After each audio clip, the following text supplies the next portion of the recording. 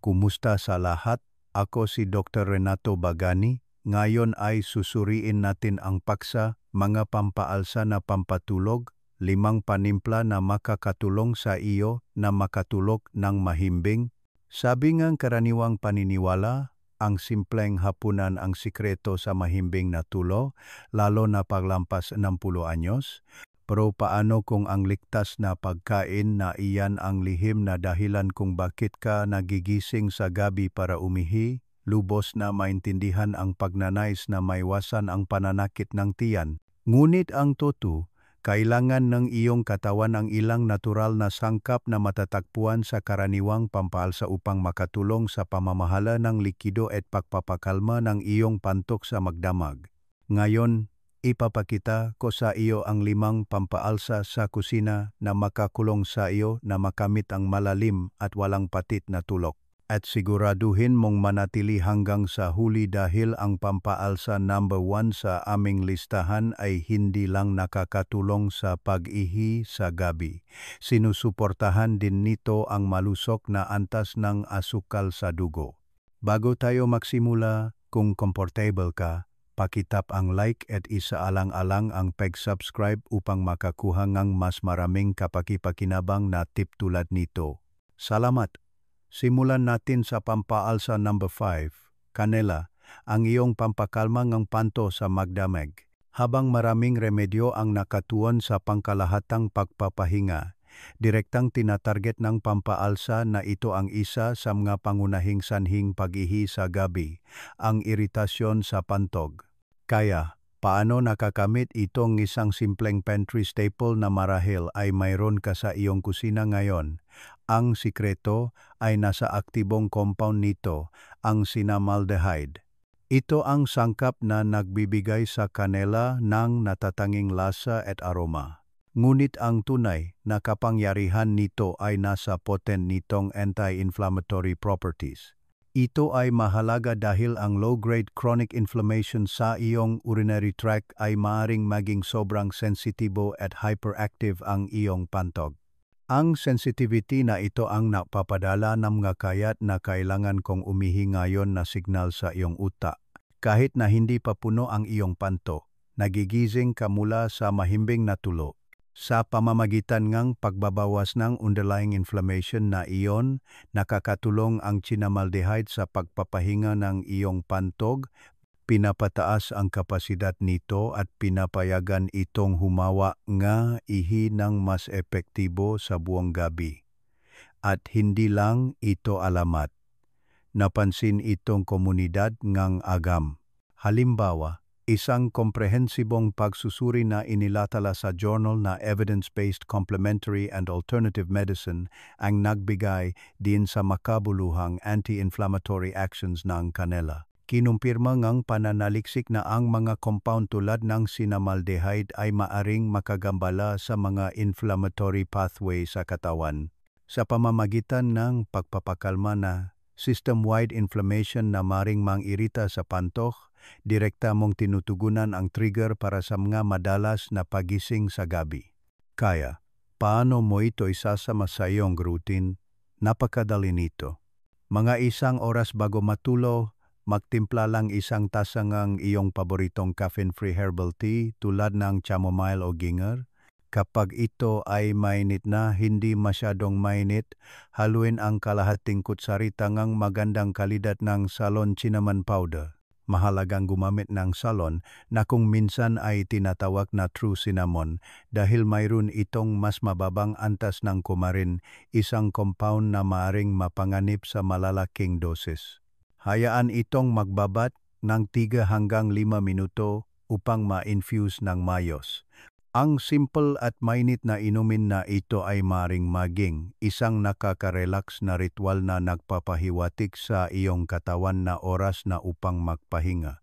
Gumagamit ka na ba ang kanela para sa mga benepisyo nito sa kalusugan?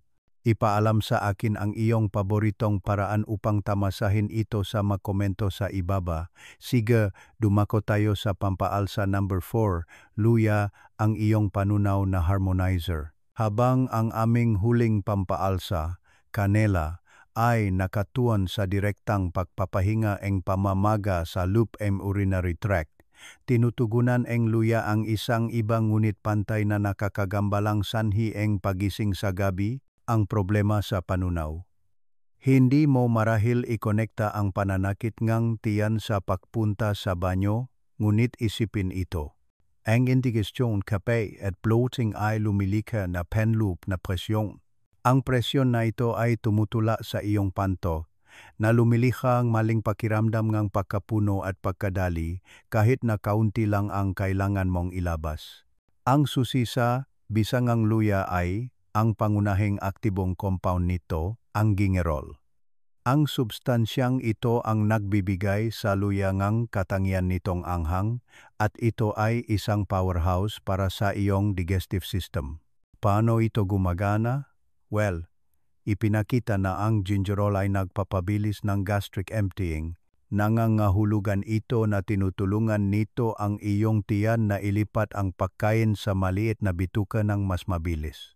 Kapag mas mahusay ang iyong proseso ng panunaw, mas kaunting pagkain ang nananatili sa iyong tiyan, na lubos na nagbabawas ng panganib ng bloating at pakbo ng gas sa makdamag. Mas kaunting presyon sa iyong pantok ay nangangahulugang mas kaunting maling alarma na gumigising sa iyo. At hindi lang ito teorya. Isang kapansin-pansing pag-aral na inilatala sa World Journal of Gastroenterology ang nagsuri sa epektong luya sa prosesong ito. Sa pag-aral, binigyan nga mananaliksik ang mga kalaho nga ginger capsules at natuklasan na lubos nitong pinabilis ang oras na kinailangan para maubos ang kanilang tiyan kumpara sa mauminom ng placebo. Pinatatatag nito ang papel ngang luya bilang isang digestive aid na direktang makapagpapagaan ngang pasanin sa iyong pantog. Kaya, paano mo ito madaling maisama sa iyong routine sa gabi? Simple lang. Mga isang oras bago matulog, maghanda ang sariwang ginger tea. Kumuha ang 1 pulgadang piraso ang sariwang luya. Balatan ito at hiwain ng manipis. Ilagay ang magahiwa sa isang mug at ibuhos ang mga 8 ounces ng mainit, hindi kumukulong tubig sa ibabaw nito. Hayaan itong magbabat ng 5 hanggang 10 minuto upang ang gingerol ay ma-infuse sa tubig. Maaari mong salayin ang mga pirasong luya bago mo inumin. Ang mainit at maanghang na inumin na ito ay isang kamangha-manghang paraan upang pakalmahin ang iyong tiyan at ihanda ang iyong katawan para sa isang mapayapang gabi. Ang luya ay isang hindi kapani-paniwalang maraming nalalaman na sangkap. Ano ang iyong paboritong paraan upang gamitin ito maliban sa tasaa? Ibahagi ang iyong tips sa pagluluto sa seksyon ng komento sa ibaba. Ngayon para sa pampaalsa number 3, turmeric, ang pananggalang sa pamamagang ng iyong katawan, kaya. Napausapan na natin ang pagpapakalma sa panto ng direkta sa kanela at pagpapagaan ng presyon sa panunaw sa luya. Ang turmeric ay gumagana sa mas malaking saklaw. Tinutugunan nito ang systemic, buong katawan na pamamaga na maaring maglagay sa iyong buong nervous system, kabilang ang iyong urinary tract, sa mataas na alerto. Kung madalas kang nakakaramdam ng sakit o pamamaga, maaring ito ay isang game changer para sa iyong pagtulog. Ang kapangyarihan ang turmeric ay namumula sa sikat na aktibong compound nito, ang curcumin.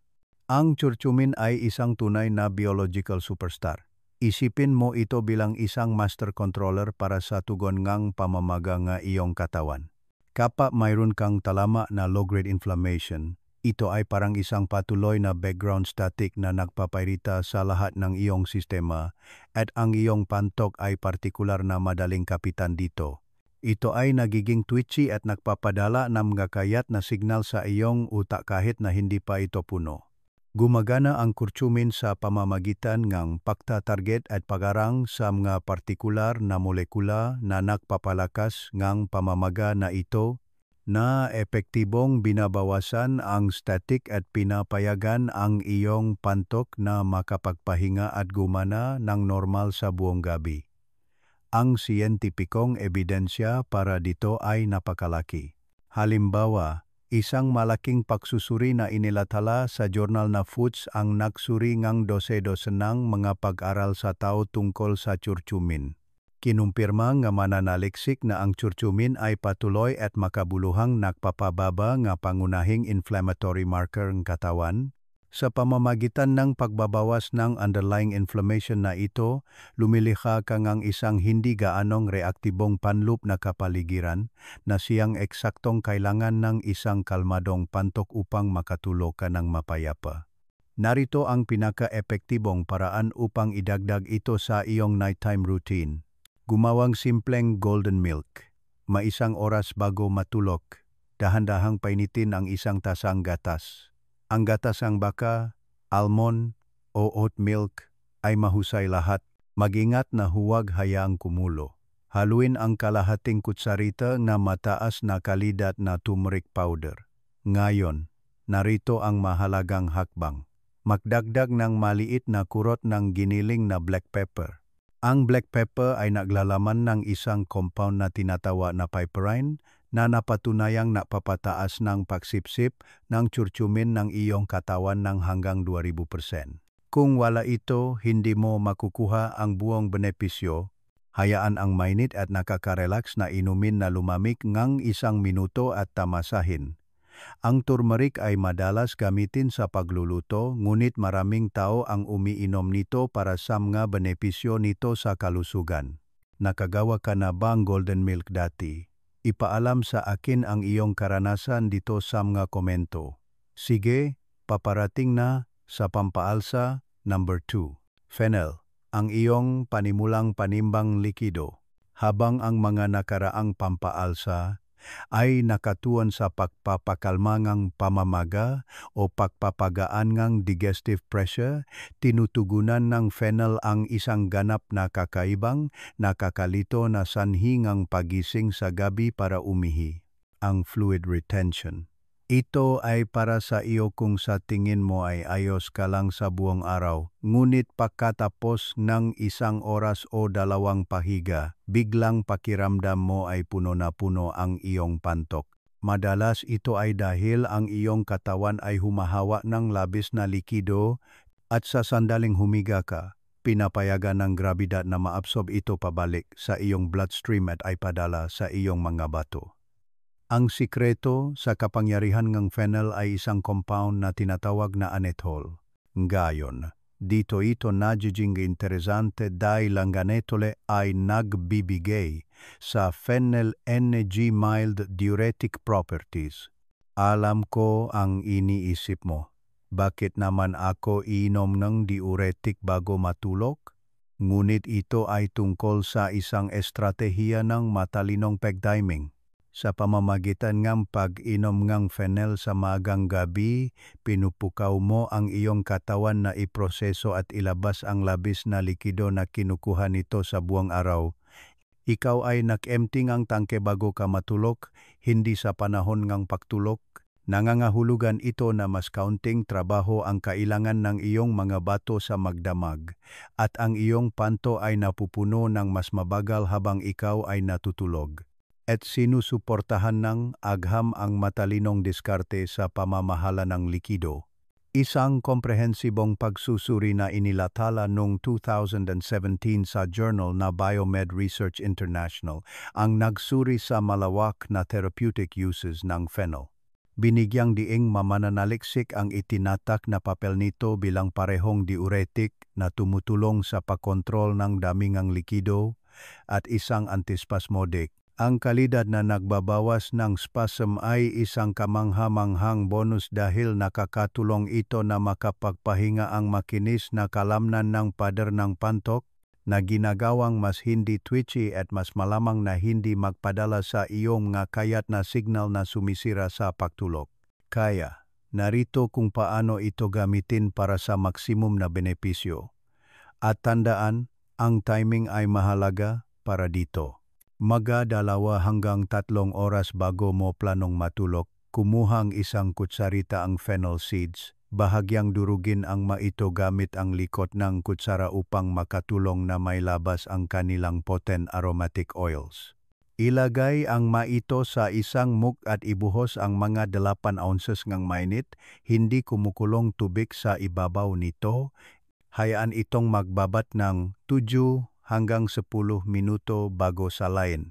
Ang pag-inom nito ng mas maaga sa gabi ay nagbibigay sa iyong katawan ng sapat na oras upang gawin ang mahika nito na naghahanda sa iyo para sa isang mahaba at walang patit na gabi.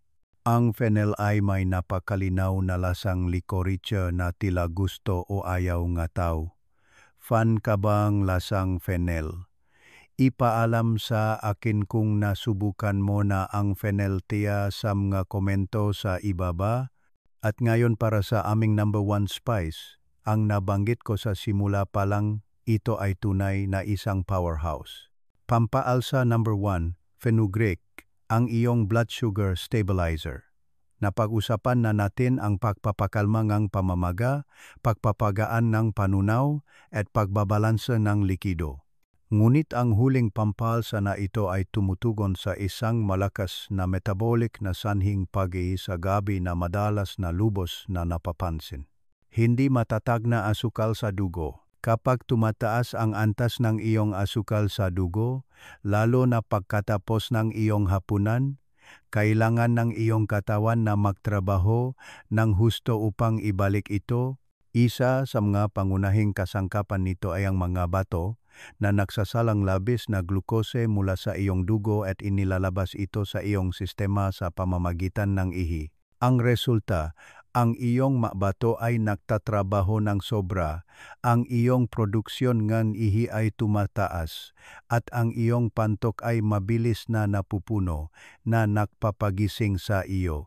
Ang sikreto sa bisang fenugreek ay nasa napakataas nitong nilalaman ng isang partikular na uri ng soluble fiber na tinatawag na galactomannan. Dito nagiging praktikal ang agham. Kapag uminom ka ng fenugreek seeds, sinisipsip ng fiber na ito ang tubig sa iyong tiyan at bituka na bumubuo ng isang viscous na parang gel na substansya. Pisikal na pinapabagal ng gel na ito ang panunaw at pagsipsip ng carbohydrates at asukal mula sa iyong pagkain. Kaya, sa halip na makaranas kang mabilis na matinding pagtaas kang glucose sa dugo na nagpapataranta sa iyong mabato, makakaranas kang mas mabagal, mas mababa, at mas madaling pamahalaan na pagtaas. Sa pamamagitan ng pagpapanatiling matatag nga iyong asukal sa dugo sa buong gabi, maiwasan mo ang emergency flushing mechanism na ito na matrigger. Ang iyong mga bato ay makakapagpahinga. Ang iyong panto ay napupuno sa isang normal na mabagal na rat at mananatili kang mahimbing na tulog. At ang pananaliksik dito ay napakalakas. Halimbawa, isang mahalagang pag-aral na inilatala sa Journal of Diabetes and Metabolic Disorders ang malinaw na nakpakita ng epektong ito. Sa pagsubo, ang mga kalaho na kumonsumo ng fenugreek powder bago ang kanilang mga pagkain ay nakpakita ng mas mababang antas ng asukal sa dugo pagkatapos ng pagkain kumpara sa control group. Kinumpirma ngang datos na ito ay dahil sa pinabagal na pagsipsip ngang carbohydrate na direktang nagpapatunay sa kakayahan ngang fenugreek na kumilos bilang isang natural na blood sugar buffer. Direktang isinasalin ito sa mas kaunting trabaho para sa iyong mga bato at sa makatuwid ay mas kaunting pagkaantala sa gabi. Kaya, paano mo ito gagamitin ng epektibo? Ang pinakamahusay na paraan ay ang gumawang simpleng fenugreek tea. Mga 60 hanggang 90 minuto bago ka planong matulog, maglagay ng isang kutsarita ng buong fenugreek seeds sa isang mug. Ibuhos ang 8 ounces ng mainit na tubig sa ibabaw nito at hayaan itong magbabat ng 10 hanggang 15 minuto. Ang mas mahabang steeping time na ito ay mahalaga para mailabas ng mabuto ang kanilang compound. Maari mong salain ang mabuto bago inumin. Ang fenugreek ay may kakaibang lasa na madalas na inilalarawan na katulad ng maple syrup ngunit may bahagyang mapait na tala. Huwag mag-atubiling magdagdag ng kaunting lemon upang balansehin ang lasa. Ginagamit ang fenugreek sa maraming iba't ibang lutuin sa buong mundo. Ano ang pinaka-interesanteng putahe na nakain mo na kasama ito? Ipaalam sa amin sa seksyon ng komento. Ngayon, isang mabilis ngunit mahalagang tala tungkol sa kaligtasan. Bagamat natural ang mapampaalsa na ito, poten din sila. Kung ikaw ay buntis, nagpapasuso, mayroon ng medikal na kondisyon tulad ng diabetes, o umiinom ng anumang gamot, lalo na ang mapampalapnaw ng dugo, mangyaring makipag-usap sa iyong doktor bago idagdag ang mga tsa na ito sa iyong routine. Laging mas mahusay na maging ligtas at may kaalaman. Alam ko rin kung ano ang iniisip ng marami sa inyo. Pero kung inom akong tsaa bago matulog, hindi ba magigising lang ako para umihi? Valid na pag-aalala iyan, ngunit ang susi ay diskarte, hindi pag-iwas. Sundin ang masimpleng patakaran na ito. Una, panatilihing maliit ang dami, 5 o 150 ml. Isipin ang isang maliit na tasang tsaa, hindi isang malaking mug. Pangalawa, mahalaga ang timing. Inumin ang iyong tsaa mga 60 hanggang 90 minuto bago matulog. Nagbibigay ito sa iyong katawan ng oras upang iproseso ang likido bago ka matulog. Ang tanging eksepsyon, tulad ng napag-usapan natin, ay ang pheneltina dapat mong inumin 2 hanggang 3 oras bago matulog. At pangatlo, ang maliit na estratehikong inumin na ito ang iyong huling pag-inom ng likido sa gabi. Wala ng tubig o iba pang inumin pagkatapos nito. Kaya mga kaibigan, ngayon ay napag-usapan natin ang higit pa sa mga pampaalsa. Napausapan natin kung paano gumamit ng maliliit at matalinong hakbang upang mabawi ang malalim at nakakapabagong tulog na tunay mong nararapat. Hindi ko hinihiling sa iyo na baguhin ang buong buhay mo. Piliin lang ang isang pampaalsa na pinakanagustuhan mo at subukan ito ngayong gabi. Pakmasdan kung ano ang pakiramdam mo sa loob lang ng 3 araw. Alin ang susubukan mo muna? Ipaalam sa akin ang iyong pinili sa mga komento.